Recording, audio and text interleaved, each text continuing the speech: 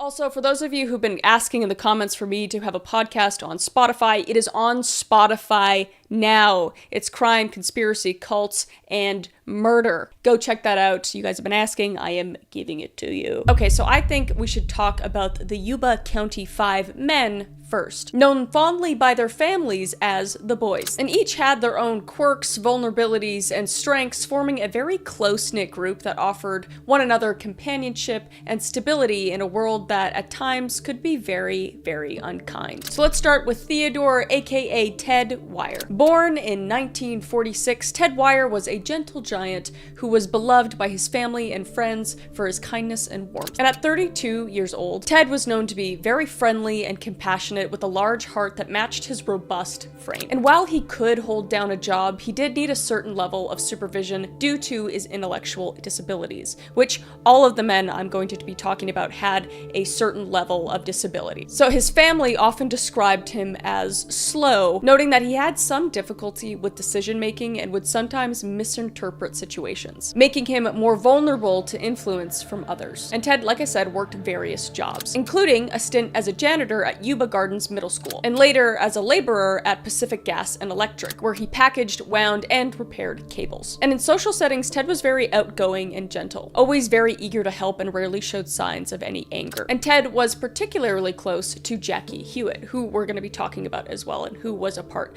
of the Yuba County 5. And this friendship was one of mutual protection and companionship, with Ted often looking out for Jackie. Ted was also known to walk significant distances despite having a poor sense of direction and deep-seated fear of the dark. He would actually regularly walk the 7 miles to Bill Sterling's house in Yuba City, showcasing his endurance and his fondness for his friends. So Ted had a very simple but very full life, including a budding romantic relationship with a woman he likely met at the Gateway Projects, a nonprofit organization for adults with disabilities where he worked alongside his 4 friends, which we'll talk about that a little bit more, so stay tuned for that, because that situation's a little weird. But his life was enriched by these relationships, and he relied on them for stability and support. And that brings us to the next man, which is Jack, aka Doc Madruga. So Jack Madruga was born in 1947 to a family of Portuguese descent, and was affectionately called Doc by family members, who lovingly referred to his habit of quoting Bugs Bunny famous lines,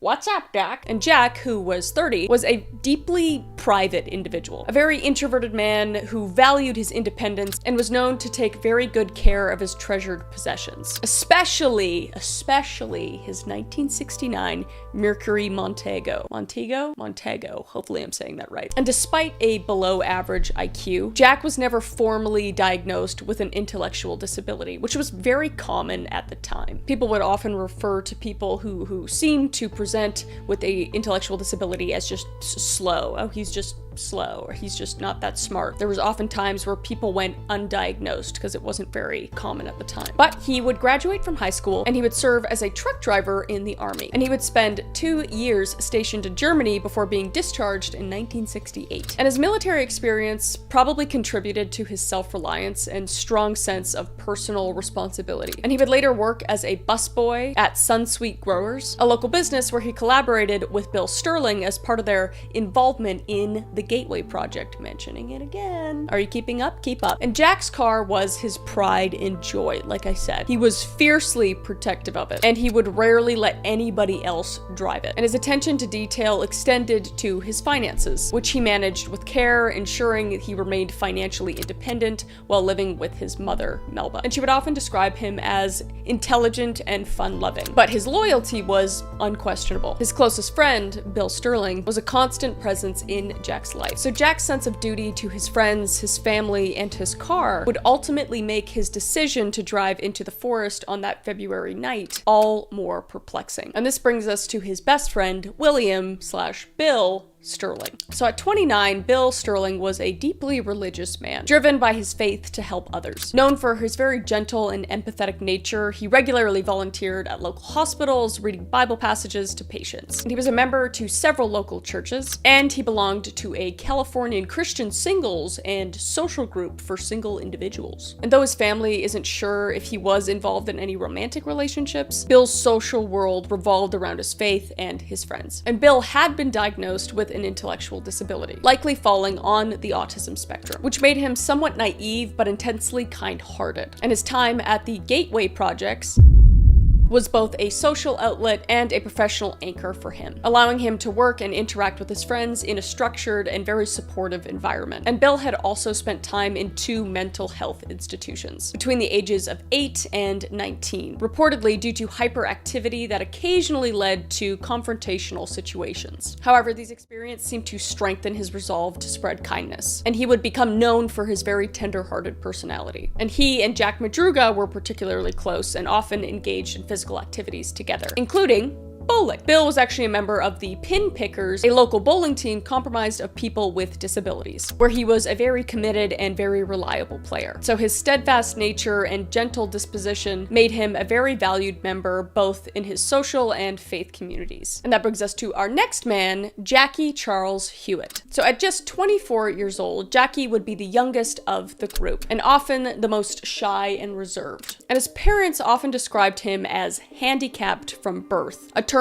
commonly used at the time, but a term we do not use anymore. So I'm just quoting what they said as parents. He also suffered from asthma and was reportedly the most intellectually challenged member of the group as well. Although his family did believe that he functioned well within the safe bounds of his home and familiar friends. And Jackie lived with a very large family, including his parents, his siblings, and his grandparents, who provided him with protective and a very nurturing environment. But his shyness was often very visible, marked by a speech impediment and a lisp that just made him less inclined to speak in public or in large groups. And he couldn't read or write either, and he had never spent a night away from home at this point. So his family support was really crucial to his sense of stability and self-confidence. And Jackie's closest companion was Ted Wire, and their relationship was one of mutual dependence and protection, with Ted often looking out for Jackie. Despite his shy nature, Jackie was athletic, and he enjoyed hunting, fishing, and riding his motorbike. Although he did not have a license, he was a capable driver and relied off his friends for guidance and companionship. And his role in the group was somewhat as the heart of the group, the quiet friend who, despite the shyness, brought warmth and humor to their gatherings. Which brings us to our last man, which is Gary Dale Matthias. Gary Matthias, who was 25, was the most enigmatic and complicated member of the group. Unlike his friends, whose intellectual challenges were developmental, Gary's struggles were rooted in severe mental illness. Diagnosed with schizophrenia while in the army, he was discharged after a series of psychotic episodes, and his condition, although managed by medication, often led to unpredictable behavior. And Gary did take several medications, including stelazine and cogentin.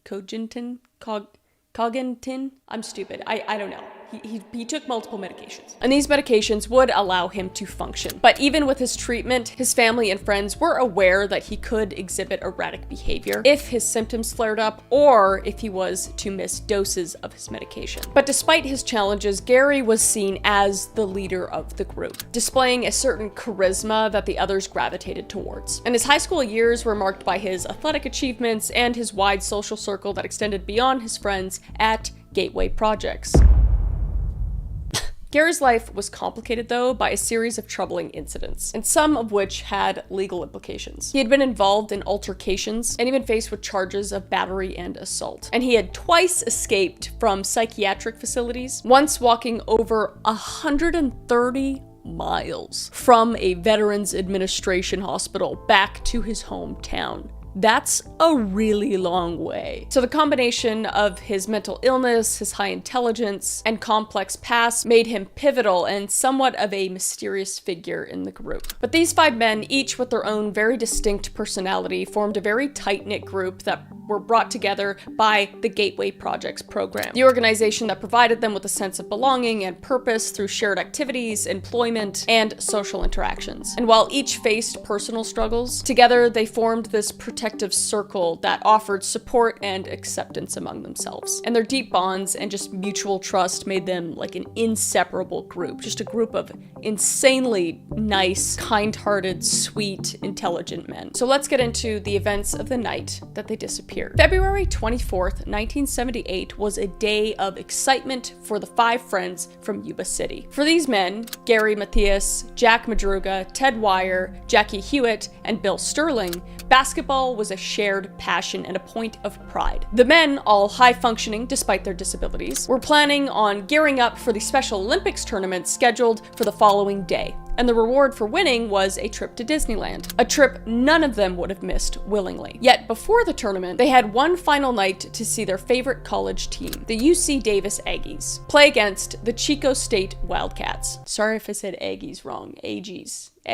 I'm sorry. That evening, they would all pile into Jack Madruga's well-kept 1969 Mercury Montego, driving north from Yuba City to Chico. So they would reach the Art Acker Gymnasium at Chico State in time for the 7:45 p.m. game and took their seats in the bleachers. UC Davis would win, a victory that would have thrilled the 5 friends as they chatted and savored the evening. And after the game, they would make a quick stop at Bears Market at around 10 p.m., buying snacks to share during their hour-long drive home. And their route should have taken them directly south along Highway 70 back to Yuba City. But as they departed Chico, they would soon make an unexpected turn that would lead them far, far from home and into the icy isolation of the Plumas National Forest. So instead of following the straightforward route home, the men inexplicably veered east towards Oroville and into the mountains. And they were now far off course, climbing into increasingly remote and treacherous territory on the Oroville-Quincy Highway. And Madruga, as we know, was known to be very protective of his car and was even hesitant to drive off of pavement, let alone into the forest in the dead of winter. So this was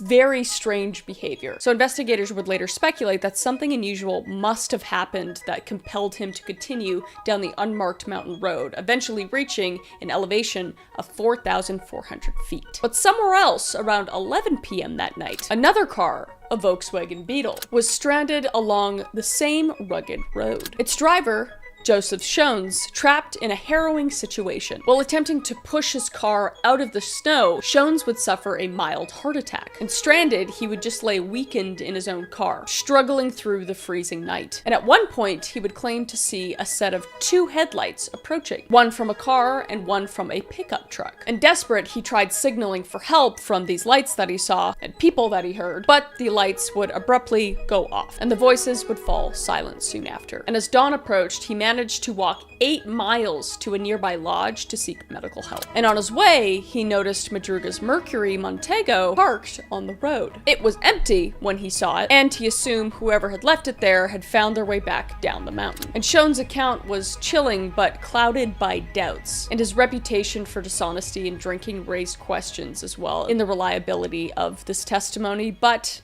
it's interesting nonetheless. So by the next morning, the 5 men still hadn't returned home. Their families, obviously deeply concerned, filed missing persons reports, prompting a frantic search along the highway between Yuba City and Chico. And when no clues emerged, the families began searching remote areas of Oroville and Plumas National Forest. And 4 days later, a U.S. Forest Service worker named William Burris discovered Madruga's car, eerily parked in the middle of an unpaved road near Rogers Cow Camp, around 70 miles from Chico. It was undamaged, with the windows rolled completely down, and they also noticed that the fuel gauge indicated some gas was still in the tank. So they didn't leave the car because they ran out of gas. So that's interesting to know. And inside, authorities would find wrappers from snacks the men had bought at the Bears Market, and maps and a basketball program. However, there was no sign of the 5 men. And investigators were baffled as to why Madruga's car would be parked in such an isolated area. The road was rugged, lined with snowbanks 10 to 12 feet deep, and certainly no place to be if you didn't have any winter gear, which they didn't. Yet despite the steep, treacherous climb, Madruga's car showed no signs of damage. It was as if the group had driven there deliberately and for reasons beyond comprehension abandoned the car in freezing temperatures. And a blizzard would hit soon after the car's discovery, dumping fresh snow all over the area, forcing searchers to pause their search. And the investigation then expanded into the surrounding counties. But without any leads, the mystery grew colder as the weeks turned into months. And it wasn't until early June 1978, after months of searching and speculation, when the spring thaw began to reveal the haunting remnants of what happened to the Yuba County Five. A series of grim discoveries in the Plumas National Forest provided a partial answer to the mystery, though each new detail seemed to raise even more questions. So on June 4th, 1978, a group of off-road motorcyclists exploring the Plumas National Forest took a detour past the Daniel Zink campground, located about 19 miles from the location where Jack Madruga's Mercury Montego had been abandoned. And as they navigated through the campground, the group spotted a trailer used by the U.S. Force during fire season. But what drew their attention, however, was the overpowering stench emanating from inside. A smell unmistakable, linked to decomposition. So peering inside through a broken window, the motorists could see a body lying on a bunk bed. And disturbed by the sight, they promptly reported their discovery to local authorities, who arrived to investigate. And inside the trailer, they found the body of Ted Wire lying on a lower bunk.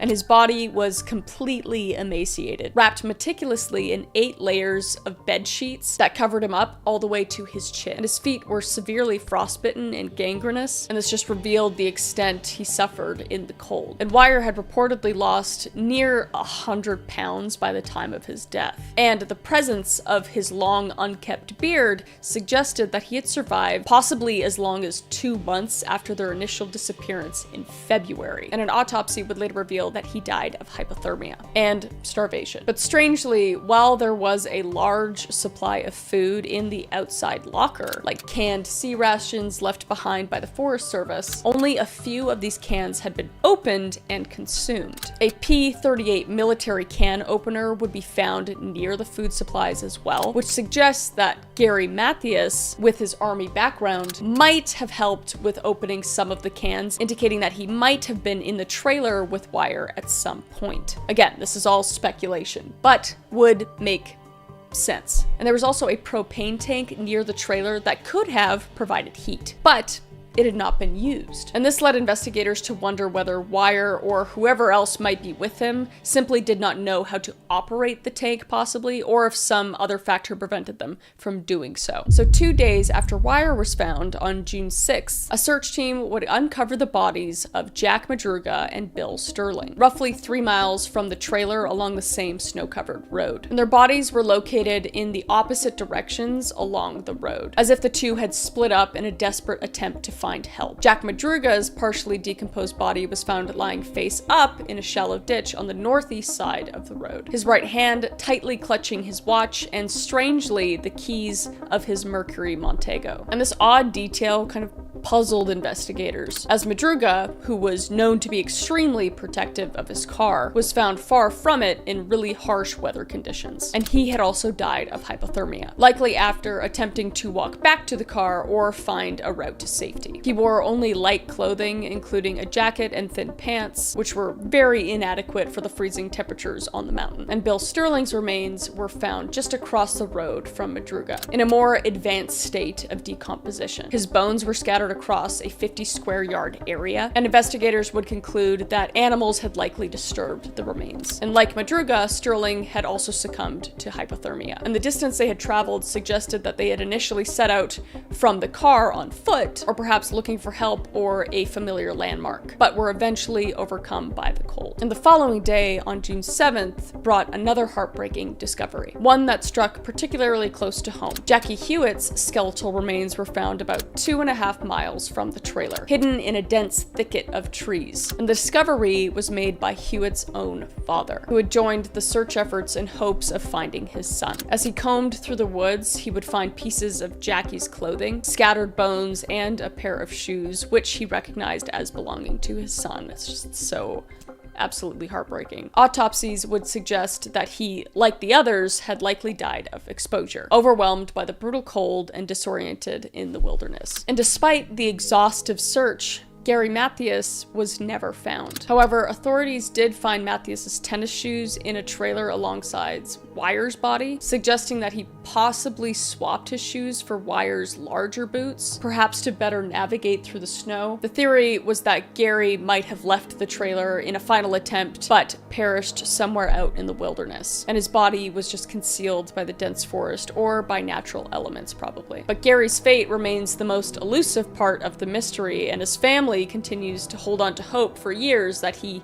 might still be alive, because the lack of evidence regarding Gary's whereabouts has led to a range of theories, from him perishing in the wilderness to more speculative ideas that he might have managed to survive and somehow escaped. But the autopsies of the men were inconclusive in many ways. There were no signs of physical trauma or foul play on any of the bones, leading investigators to conclude that they probably just succumbed to natural elements rather than violence. But the forensic findings left lingering questions that could not easily be answered. First of which was, why did Wyer starve when there was food available? Because despite the abundant food supplies, Wyer had lost an alarming amount of weight, suggesting he had eaten very little. And the fact that some cans were open suggests that he might have consumed a small amount of food, but not nearly enough to sustain him for 2 months. And the other question was, why hadn't they turned on the propane tank or used any other available resources for warmth? Because the propane tank was basically untouched, but it was an industrial tank that may have required specialized knowledge or equipment to operate. And the blankets, while used to cover Weimer, were not used effectively for warmth. So this led questions of whether they simply just didn't know how to access the propane or were perhaps too disoriented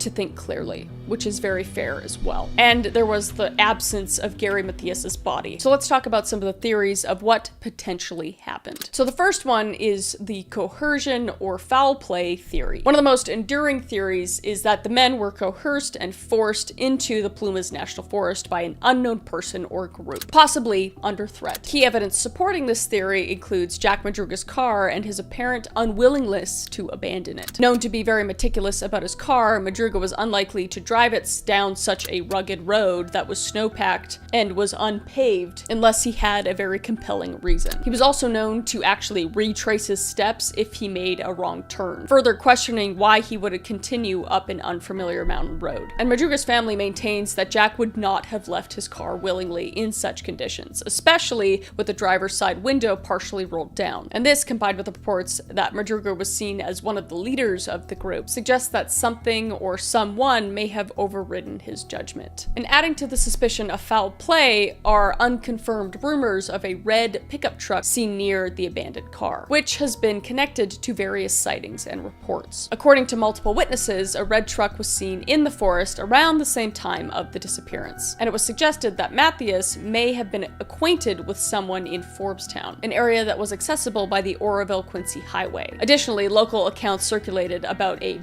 bully guy who, with his group, might have been responsible for intimidating or harming the men. But we don't know if Mathias or the men were actually headed to Forbestown in the first place, so it's all speculation. And the next theory is the misguided search for a friend or shelter. So the men, possibly disoriented or misguided, may have taken a wrong turn deliberately to seek out a friend or shelter or assistance in the forest. And this theory often centers around Gary, who's schizophrenic, though reportedly under control at the time, could have influenced the group's decision-making. Gary's stepfather noted that Gary had friends in Forbestown, like I was saying before, which was reachable by the Oroville-Quincy Highway. And it's possible that the men went through the mountain as a shortcut through the forest. However, again, we don't know if they were actually heading to this person's place, so it's speculation again. But some of the family members just say that the group would not have taken such a dangerous turn. None of them were particularly familiar with the forest, and Madruga, who was known to avoid driving his car in rough terrain, like we said, would just not have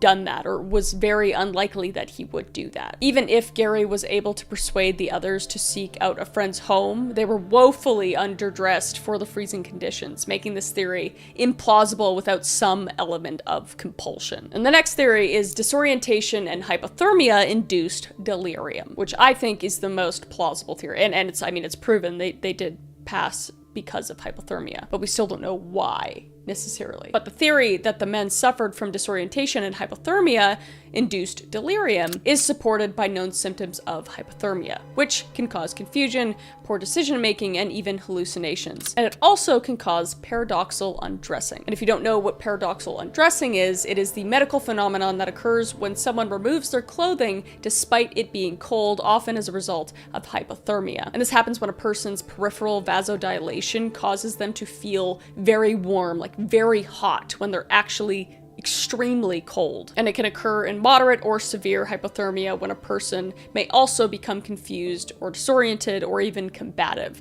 So they feel so hot that they feel like they need to take off their clothes and rid themselves of layers, which in turn just makes them even colder in actuality and makes them perish of hypothermia. And this theory suggests that after abandoning the car, the men attempted to find shelter and ended up wandering deeper and deeper into the forest until ultimately succumbing to the elements. And Ted Wire specifically, who survived the longest out of the 5 or 4 that we know of, may have experienced severe disorientation and impairment, leading to his eventual starvation despite the availability of food in the trailer. And however this theory explains the physical toll on the men, it doesn't fully account for why they were in the forest in the first place. But it would explain the delirium and possibly why they left the car in the first place and ended up at the trailer and then left the trailer. It does come into play in most of those scenarios. And the next theory is schizophrenia and the Gary Matthias theory. So Gary's history of mental illness challenges, particularly his schizophrenia, has prompted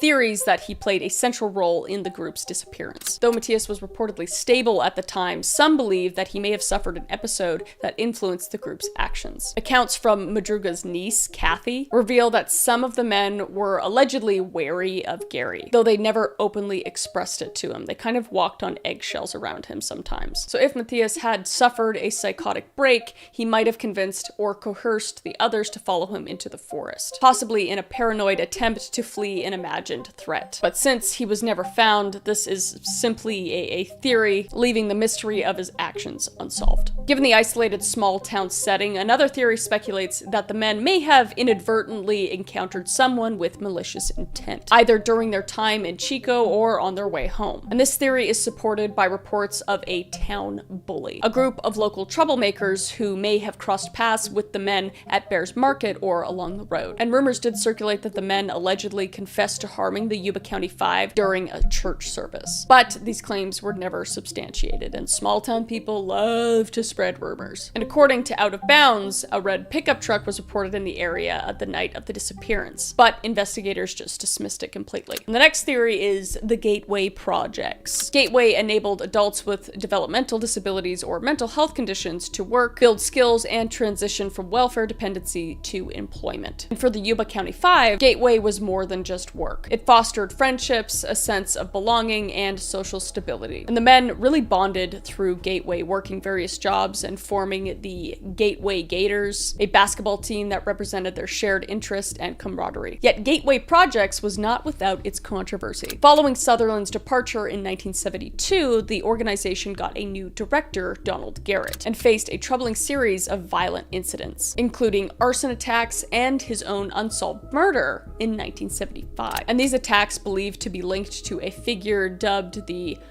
Weirdo the Fireball Freak. And although there's no direct evidence that these events influenced the Yuba County 5's disappearance, the tense environment of Garrett's mysterious death loomed over Gateway, likely affecting his trainees. But again, there was no evidence suggesting direct connections to the events surrounding the case, to Gateway. And after all of this happened, the news of the Yuba County 5's tragic deaths spread very quickly, capturing national media attention. Various newspapers and magazines ran stories exploring the mysterious circumstances, sometimes sensationalizing the events. The Washington Post, the Los Angeles Times, and the outlets delved into the unusual details, drawing comparisons to the similarly eerie and unsolved 1959 deaths of 9 Russian hikers in the Ural Mountains. And the families were very vocal of their dissatisfaction with the handling of the case, criticizing law enforcement for initial lack of urgency and accusing officials of not thoroughly investigating leads. Jack Madruga's Gara's parents even consulted a psychic who allegedly described details such as a red truck, but these accounts failed to yield concrete evidence. And public interest just intensified as more details emerged. The series of arson attacks at gateway projects, which had ceased just a few years before the disappearances, were highlighted in some media accounts as an unsettling backdrop to the case. And the mysterious murder of Donald Garrett, Gateway's former director, compounded public curiosity and led to some to speculate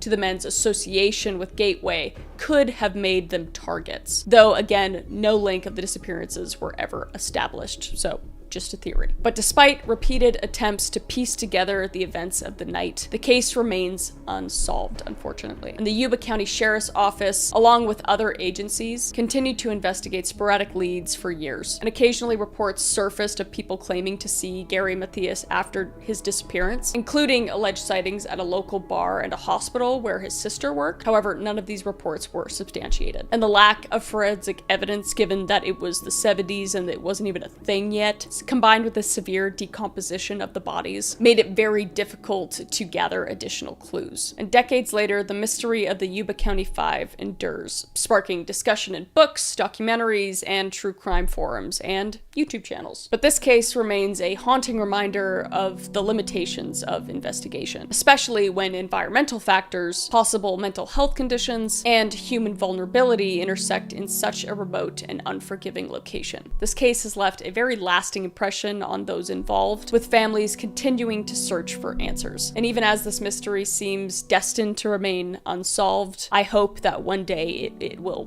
be solved. And I hope that the families can gain some closure. But that is the Yuba County Five. If you guys have any theories or thoughts down below, I would love to see them. I love reading the comments, and if you have any other cases that you want me to go over, let me know down below. I think Dyatlov Pass would be really good, and any other cold cases or regular cases or paranormal anything, I would love to look over, so let me know down below. But until next time, I will see your beautiful face in the next video, and stay safe, okay? Bye.